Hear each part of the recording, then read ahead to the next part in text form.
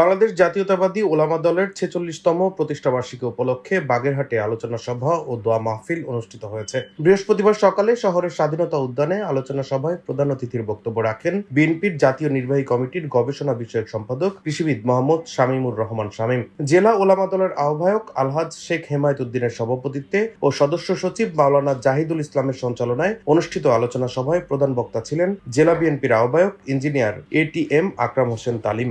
অনুষ্ঠানে বিশেষ অতিথি ছিলেন জেলা বিএনপির সাবেক সভাপতি ও সমন্বয়ক MA সালাম, বিএনপি সদস্য সচিব মোহাম্মদ মোজাফফর রহমান আলম, জাতীয়তাবাদী তাঁতি দলের কেন্দ্রীয় কমিটির সিনিয়র যুগ্ম আহ্বায়ক ডক্টর কাজী মনিরুজ্জামান মনির, আহ্বায়ক কমিটির সদস্য মনিরুল ইসলাম খান, পৌর বিএনপির সভাপতি শেখ শাহেদ আলী রবি, সদর থানা বিএনপির সভাপতি সৈয়দ নাসির আহমেদ মালেক, জেলা কৃষক দলের আহ্বায়ক সৈয়দ আসাফুদ্দৌলা জুয়েল সহ জাতীয়তাবাদী দল ও জাতীয়তাবাদী ওলামা দলের বিভিন্ন স্তরের নেতা ও বিপুল সংখ্যক কর্মীরা এতে অংশ নেয়। প্রধান অতিথির বক্তব্যে কৃষিবিদ শামীমুর রহমান শামীম বলেন, জামায়াতে ইসলামী সহ কয়েকটি রাজনৈতিক দল পিআর পদ্ধতির নামে নির্বাচনকে প্রলম্বিত বা বানচাল করার চেষ্টা করছে। দেশের মানুষ ফেব্রুয়ারিতে ঘোষিত ত্রয়োদশ জাতীয় সংসদ নির্বাচনে তাদের ভোটাধিকার প্রয়োগের জন্য উন্মুখ হয়ে আছে। দেশি বিদেশি ষড়যন্ত্র মোকাবেলায় ওলামা দল সহ বিএনপি ও অঙ্গ সংগঠনের নেতাকর্মীদেরকে প্রতিটি পাড়া, মহল্লা, ওয়ার্ড ও ইউনিয়ন পর্যায়ে দলকে সুসংগঠিত করে দেশনায়ক তারেক রহমানের হাতকে শক্তিশালী করার আহ্বান জানান। আলোচনা সভা শেষে দেশনেত্রী খালেদা জিয়া সহ দেশ ও জাতির কল্যাণ কামনা করে দোয়া অনুষ্ঠিত হয়।